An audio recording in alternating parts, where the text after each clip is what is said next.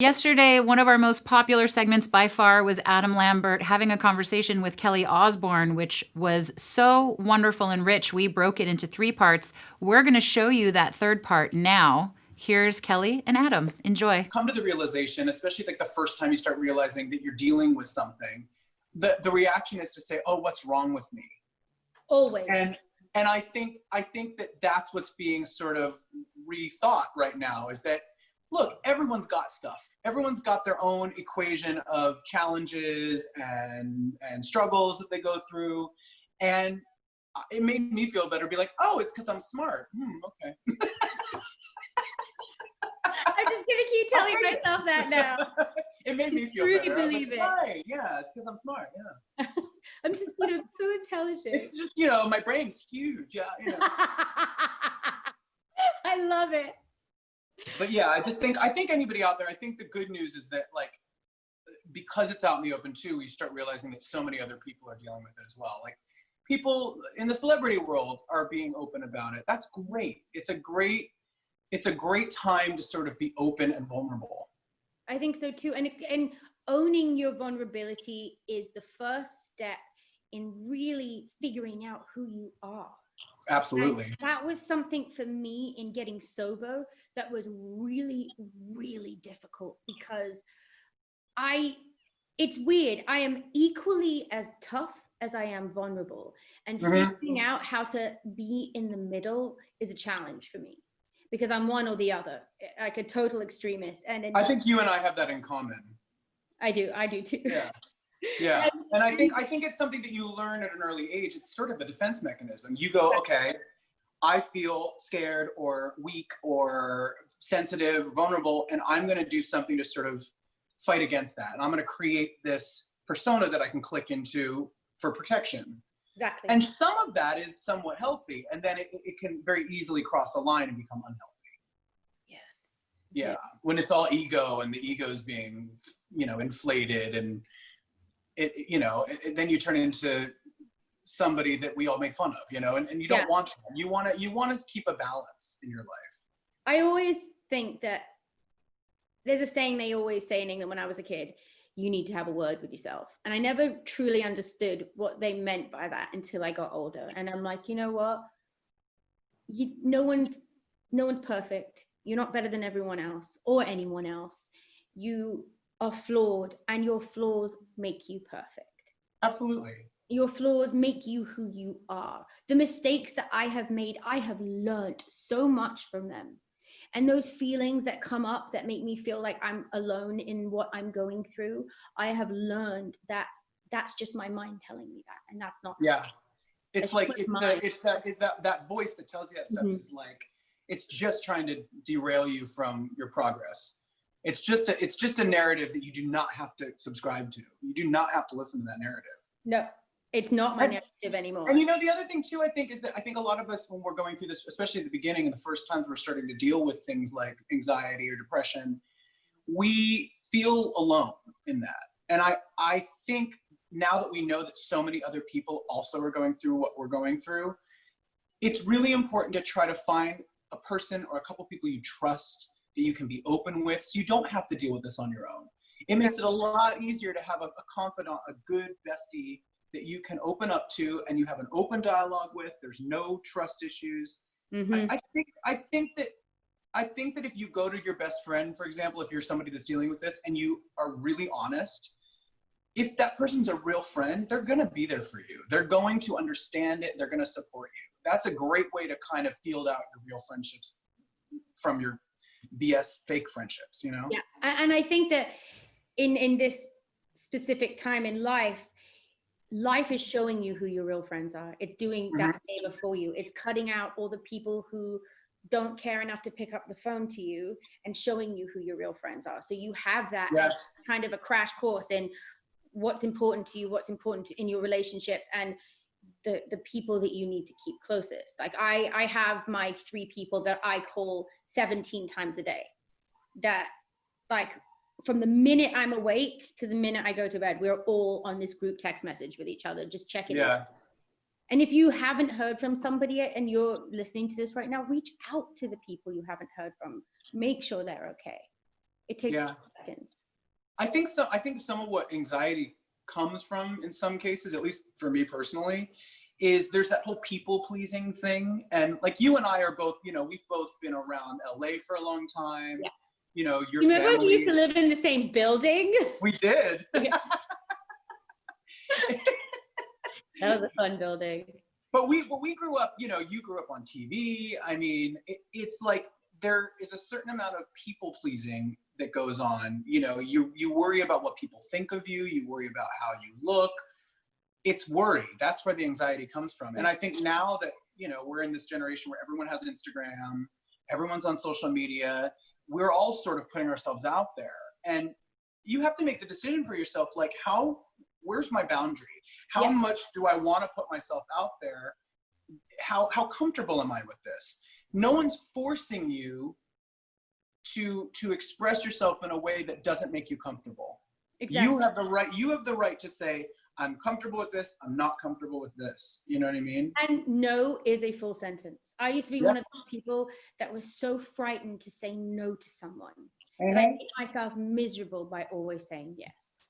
And it's that little thing of having that confidence within to say, I'm not comfortable with this. It doesn't make you whiny. It doesn't make you a brat. It just it makes you a confident human being who knows who they are. And I think that that's a very attractive quality in a human. Absolutely.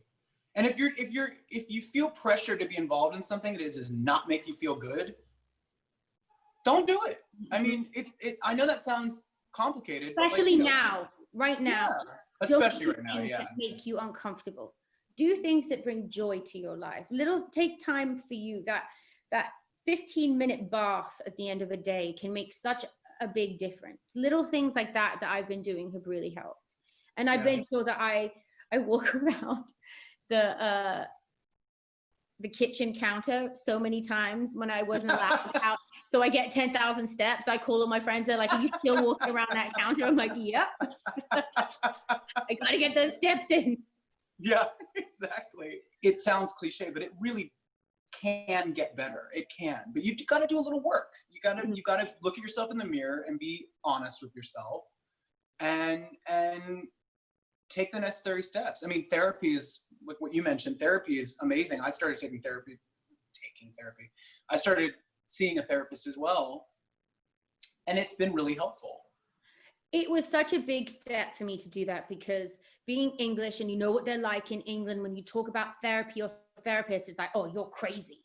It's the first thing anyone says to you. Why? What? Are you crazy? And you're like, no, I'm not crazy. I actually think you're crazy if you don't talk to somebody. Yeah. That's what makes or I'm trying not to become crazy. That's why I'm going. I'm trying to make sure I don't get that way. Yeah. And so it's all of these words that I started to then turn it around on them and be like, yeah, I am crazy. And I like being crazy. So I go and see this person, I talk to them about my crazy, and it's great. And it disarms people and they can't judge you for it. But we are becoming more aware that things like this need to not have a stigma, and everybody needs somebody to talk to. And it's, you know, we're lucky we can afford to pay someone and sit in front of them. Not everybody is like that, and there are some incredible support groups online, and I would encourage people to look up in their area and see what is available, because some of the ways in which people have come together to support one another has been so beautiful. Absolutely. That's the beauty in all of this. That's the light in all of this dark times that we're going through.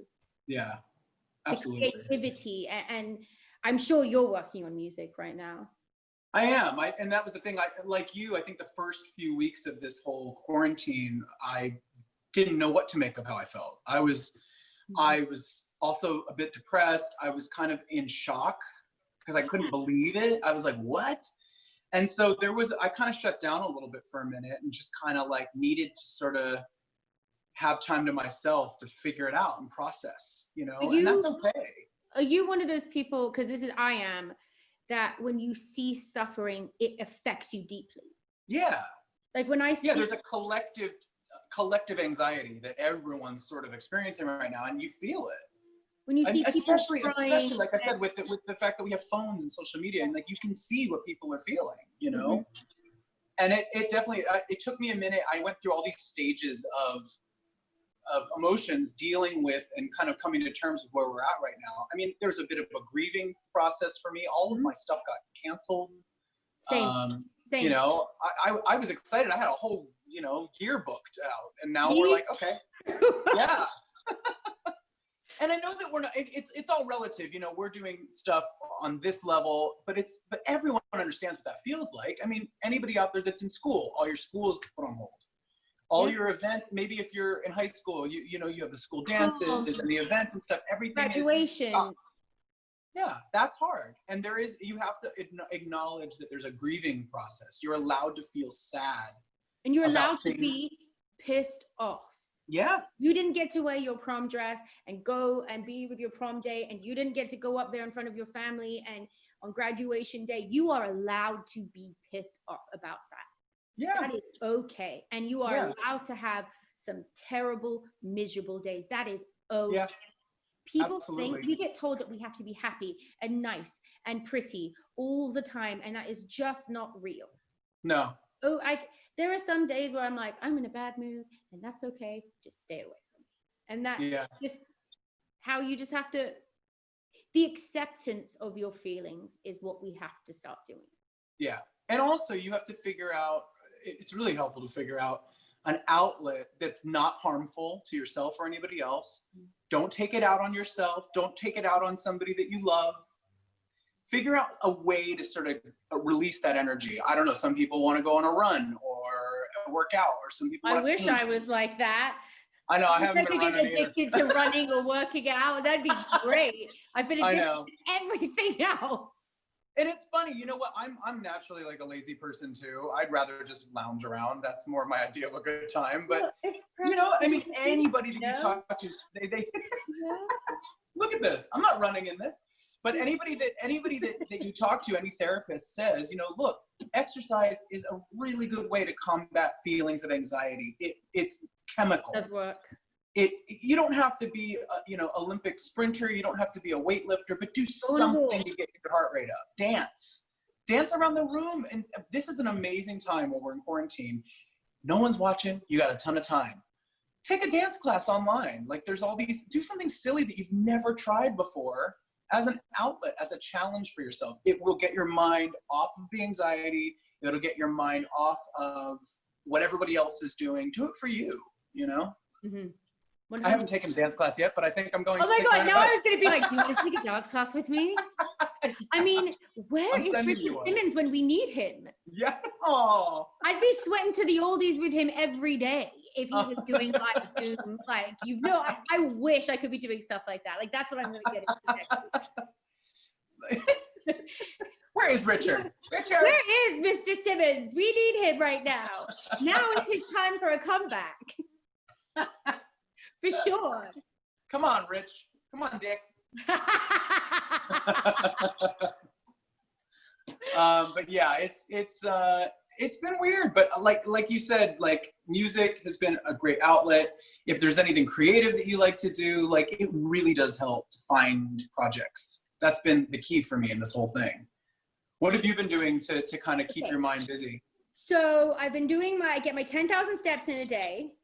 So I usually max out at about 14 to 18,000 steps because there's nothing else to do. So I just go walking. I've learned how to cook, which is new because if anyone's ever been to this household, you know that no one in my family cooks. That is why my dad used to hide his drugs in the oven. There's a behind that. So that's a big deal. Reconnecting with friends. I've learned how to meditate. Just little thing, like I've been learning to be okay being alone. It's only this week that I've been quarantining with my parents. So for the last 2.5, almost 3 months, I was alone at mine. And learning to be okay with my own company and at peace with myself was so hard, but I feel so accomplished that I got there. And everyone else kept calling me, being like, how are you doing this? I'm like, I don't know. I honestly don't know. It's funny because I'm used to spending time alone. I kind of need it. I'm like, what do they call it? Like an extroverted introvert or something, isn't there? Yeah. Like I like people. I love socializing. I love being on stage and performing, but I also need my time to sort of recharge. And with this quarantine, I find it very interesting because it could have very well been that I had been by myself this whole time. Yeah. But I was lucky enough to have two friends that were relocating from New York right before the quarantine started. So when I was on tour in January and February down under, they were house sitting for me. And it's a really close friend of mine. He used to live here in town. He's danced for me for years. He was relocating from New York to do Hamilton, the musical. This is my buddy Terrence. This is one of my best friends. You've met Terrence. Yeah, I've met Terrence. So he was like, oh, can me and my boyfriend and our dog, do you think that we could land at your place while we look for where we're going to live? And I was like, absolutely. And so he was staying here. And then when quarantine started, it was not the time for them to look for an apartment. No. So I was like, just stay. And that has been the blessing, is that I've had sort of a family vibe here at the house. And it's one of those things where it's relearning how to find your own space, even when you're with people in the house. I still need my own time. And that's been a really interesting learning curve for me, because I'm usually just alone because I'm alone, because I don't have roommates. And so it's been good. You know, I come into my little office here, I do my work, I have my projects, I have my bedroom, my bathroom. And then when we're downstairs, we're socializing. And it's been good to have that balance. It feels like family. Yeah. Yeah. I like that. I think that's so beautiful that you have that built-in community with you, and you're learning to compromise and have space, and that's so important. And the dogs like to play together, and they're hilarious. They're so cute. That's my body. Hello. Say hi. Oh, you smell. She does. Her breath smells. Well, I'm gonna let you go. I cannot thank you enough, Adam. And I have to tell you, you are so fucking handsome. It makes me sick. Every time I look into your eyes, I'm just like, why am I not a man? This is not fair. This is not fair. You look amazing as well. Thank you. And when this is done, dance party, please. What'd you say? I know. I said, when this is done, can we have a dance party, please? Yes, please. I love that idea.